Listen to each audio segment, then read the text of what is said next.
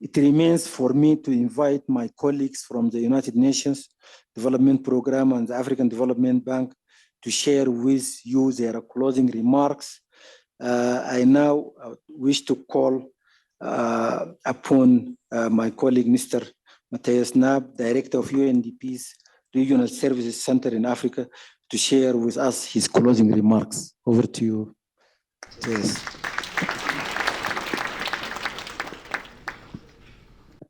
Thank you very much. I would like to express my sincere appreciation to the government of Ethiopia for its remarkable hospitality and stewardship of the 2023 African Economic Conference, which has significantly contributed to its success.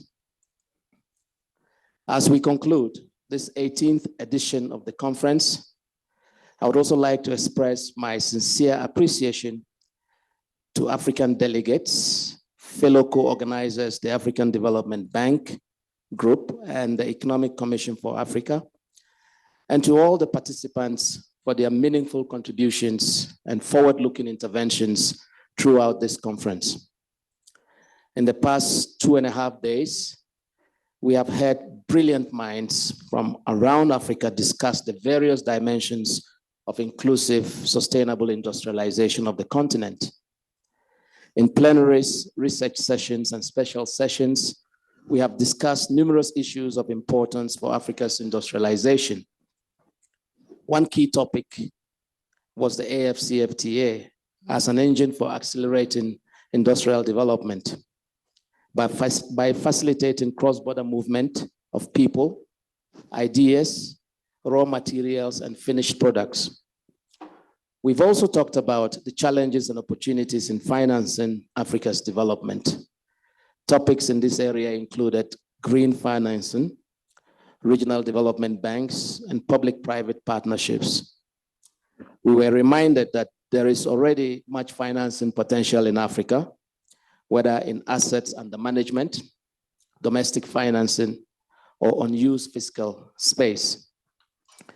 Another theme that kept coming up was the importance of regional value chains for accelerating Africa's industrialization.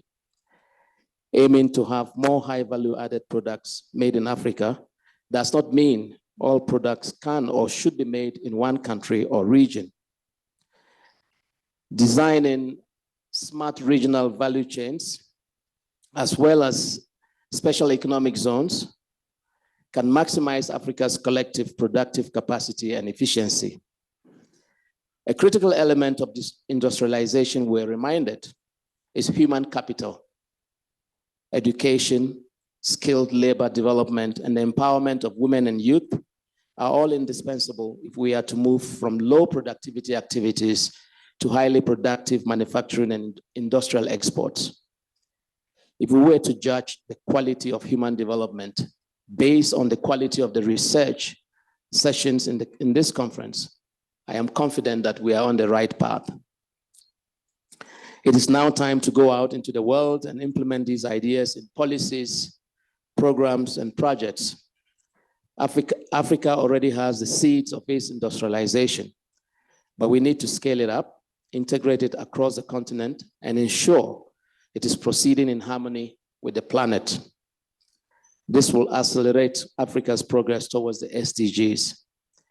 Let me assure you of UNDP's commitment to use the outcomes of this event to inform our strategic engagement and activities across Africa, noting the recommendations' alignment with our strategic offer in Africa. In the words of one of our women panelists yesterday, Lucia Namubiru, a woman transformer, we need to move beyond great ideas and policies discussed at high-level meetings and make economic transformation a reality at the local level for ordinary citizens in a way that includes them and enhances their agency and involvement in this exciting journey. Africa's time has come, and I couldn't agree with Lucia any better. I wish to thank you all again for all your contributions to this conference, And as you journey back, I wish you journey mercies, and let's keep the dream of an industrialized Africa alive. I thank you.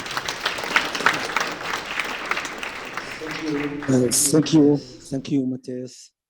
Now, I would like to call upon Professor Kevin Orama, Chief Economist and Vice President of the African Development Bank, to give his closing remarks, and maybe also tell us a bit about the next year's conference.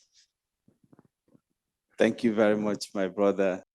As we come to a close of what has been a very exciting and productive AEC 2023, I would like to thank the President of the African Development Bank Group, the Executive Secretary of UNECA, and the leaders in the UNDP for the collaboration we have had to continue with this conference.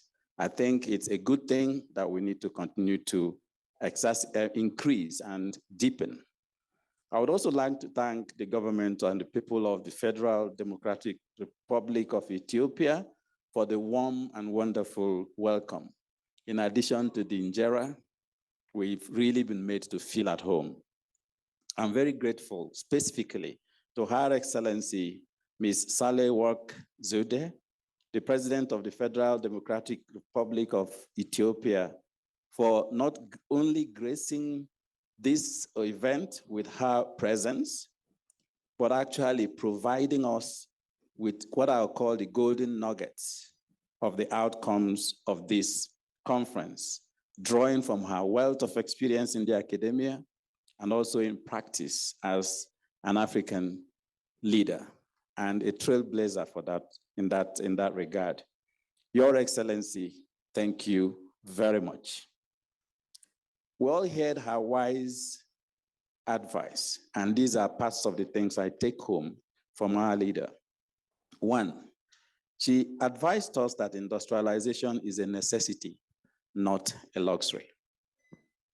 So gone are those days when we will be encouraged through whatever kinds of policy guidance we get that we should be relying on global value chains and not develop our own manufacturing capacity.